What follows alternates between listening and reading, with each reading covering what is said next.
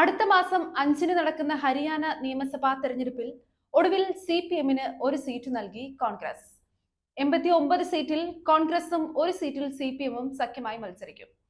ഭിവാനി സീറ്റാണ് CPM-ന് വിട്ടു നൽകിയത്. പ്രാദേശിക CPM നേതാവ് ഓം പ്രകാശ് സ്ഥാനാർത്ഥിയാവും. ഇദ്ദേഹം CPM സംസ്ഥാന കമ്മിറ്റി അംഗവും ഭിവാനി ജില്ലാ സെക്രട്ടറിയുമാണ്. എന്നാൽ സമാജ്വാദി പാർട്ടി സഖ്യത്തിന്റെ ഭാഗമായി മത്സരിക്കാൻ തയ്യാറായില്ല. ഒറ്റയ്ക്ക് മത്സരിക്കാനാണ് സാധ്യതയേറെ. സോന മണ്ഡലമായിരുന്നു സമാജ്വാദി പാർട്ടിക്കായി മാറ്റിവെച്ചത്. എന്നാൽ അവസാന നിമിഷം JJP വിട്ട് കോൺഗ്രസിലെത്തിയ റോഷ് ദേശിന് ഈ മണ്ഡലം വിട്ട് കൊടുക്കുകയായിരുന്നു. കൂടുതൽ സീറ്റ് വേണമെന്ന് കടുംപിടുത്തം പിടിച്ചതിനെ തുടർന്ന് ആം ആദ്മി പാർട്ടിയുമായുള്ള സഖ്യം കോൺഗ്രസ് നേരത്തെ ഉപേക്ഷിച്ചിരുന്നു.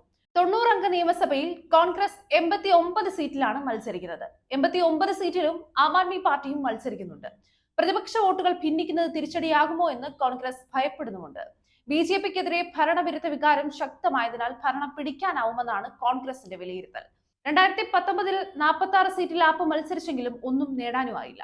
37 വർഷം മുമ്പാണ് ഹരിയാനയിൽ ഒരു സ്ഥാനാർത്ഥി CPM ടിക്കറ്റിൽ ഏറ്റവും ഒടുവിൽ മത്സരിച്ച് ജയിച്ചത്. മുൻ മന്ത്രിയും BJP സിറ്റിംഗ് MLA-യുമായ ഘനശ്യാമാണ് ഭിവാനിയിൽ CPM-ന്റെ മുഖ്യ എതിരാളി. യുകോ ബാങ്കിലെ മാനേജറായിരുന്ന ഓം പ്രകാശ് 2014 VRS എടുത്താണ് രാഷ്ട്രീയത്തിലേക്ക് ഇറങ്ങിയത്. ബാങ്ക് ജീവനക്കാരുടെ സംഘടനാ നേതാവായിരുന്നു ഇദ്ദേഹം. 1987-ൽ തൊഹാന മണ്ഡലത്തിൽ നിന്ന് വിജയിച്ച ഹർപാൽ സിംഗ് ആണ് ഏറ്റവും ഒടുവിൽ വിജയിച്ച ഹരിയാനയിലെ CPM നിയമസഭാംഗം.